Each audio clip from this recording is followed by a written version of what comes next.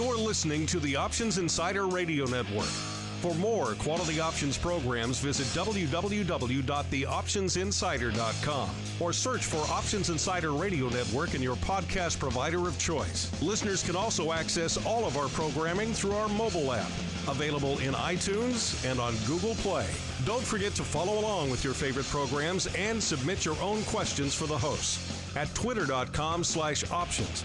Facebook.com/TheOptionsInsider or via questions at TheOptionsInsider.com.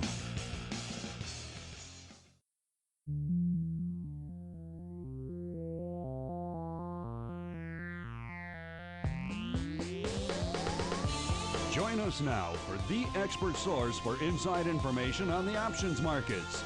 It's time for Options Insider Radio with your host, Mark Longo.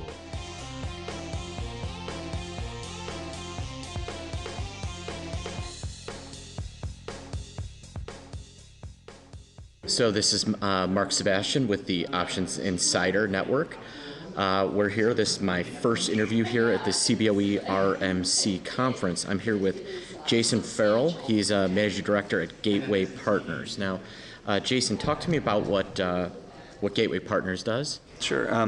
What we are is an outside risk management firm. Basically what we find is that a lot of firms that are out there with their risk management department, they do a wonderful job, but through no fault of their own, their internal risk management department is always going to have a bit of a bias towards their models, towards certain trades that they're putting on. And what we do is provide outside risk management and risk measurement services for these firms to get a clear picture of what's going on from a risk profile for the firms. I kind of liken it to being an auditor at one of the big four firms. If you had told a CEO of a public company 100 years ago that an audit would be in order for them to mandatory for them every year, they probably would have laughed at you. And 10 years ago, if you told people some of the regulation was coming down the pike due to Dodd-Frank and what happened in 2008, they would have laughed at you as well. So what we do is provide almost like a seal of approval for people to make sure that they fully understand the risks that they are encountering and taking on in their positions. Okay, so you're really looking more at the actual trading side of the business. What are a lot of the, what do you find are the biggest issues that you'll come across between a trading desk and a risk desk that causes maybe a red flag when you're working? I think one of the things is a lack of communication sometimes between the two. Personally, I come from the floor. I spent a number of years on the American Stock Exchange and New York Mercantile Exchanges trading derivatives, and our idea and our viewpoint of risk is a lot different than upstairs risk department. What we were able to do is to kind of take the models that we would use and use them as a starting point, but also realize the shortcomings in the models, whereas a lot of times the risk management department, they kind of take the risk management models as gospel and don't realize that there are shortcomings in it. Mathematics is perfect, but human emotion enters into the equation. Things can go a bit haywire from a model standpoint. Okay, how has some of the big regulatory changes in the last couple of years? I mean, I imagine that has increased demand for your business in particular. So what in particular kind of regulatory hurdles causes someone to want to call you in, if you will? Well, the big buzzword these days is CCAR, the Comprehensive Capital Analysis and Review. And the funny thing, I always tell people that if anyone says they're an expert in Dodd-Frank regulation to run the other way, there's no such thing right now because it's constantly evolving. What we do is we're on the cutting edge of understanding what's coming down the pike. We can sort of look into our crystal ball, see the future of what's coming. And the importance of it is there's no more slaps on the wrist. As you've probably seen, a number of regulatory bodies have fined, especially some of the larger firms, multi-billion dollars settlements, and these are the type of mistakes that they can't afford to make.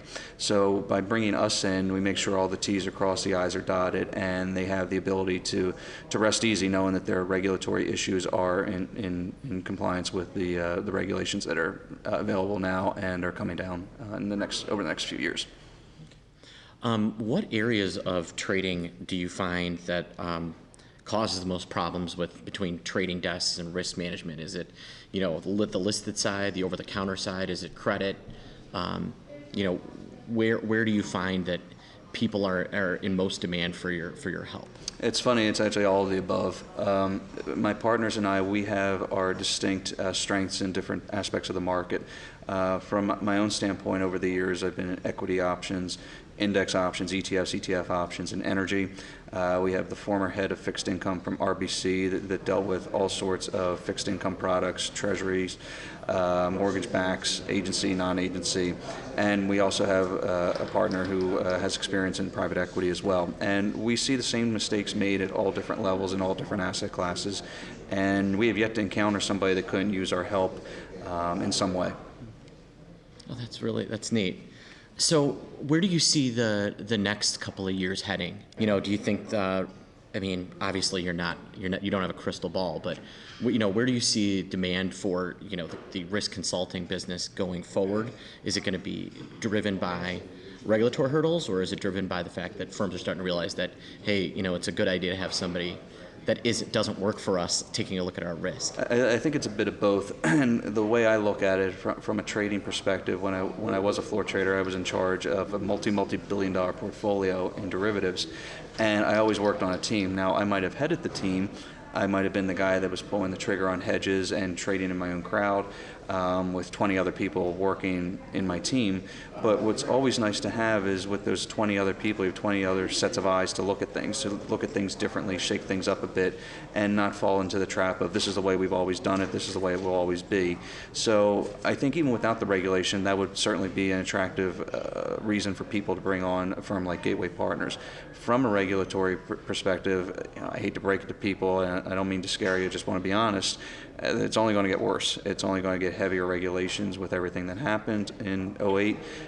People are starting to forget about what happened because we're 7 years removed from 2008, 2009, but the regulators sure haven't. And with the extra red tape that they keep piling on with the extra regulations, they're going to need somebody to come in, and I would not doubt that in the next few years having an outside, for lack of a better term, audit of their risk perspective, their risk profile, that they're going to actually be a regulation for firms like Gateway Partners to kind of give it that stamp of approval. Okay. Well, Jason, I really appreciate your giving us a couple of minutes.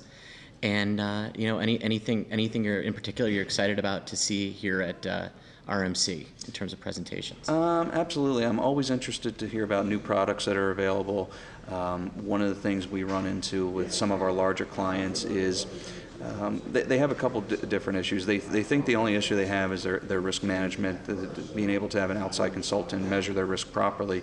But the second problem, which is kind of inherent in our service, any other service, is how do you pay for it? Looking at a number of other products that are here to help our clients basically pay for our services that we do offer. By changing their product profile a little bit, maybe things are a bit more cost effective. We're always looking at different products, and we're always open to new ideas in risk management because from a trading standpoint, it's a constantly evolving field, and it's always nice to have some new information. All right. Well, again, thank you very much for your time, and I'll see you around. Maybe we'll circle back at the end of the conference and we can circle up about all the things that we heard. Sounds great. Thanks so much for having me.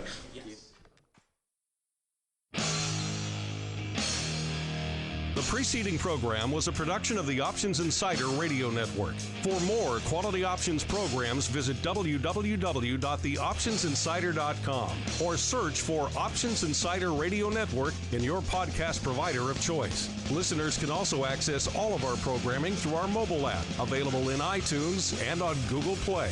Don't forget to follow along with your favorite programs and submit your own questions for the hosts at twitter.com/options, facebook.com/theoptionsinsider, or via questions@theoptionsinsider.com.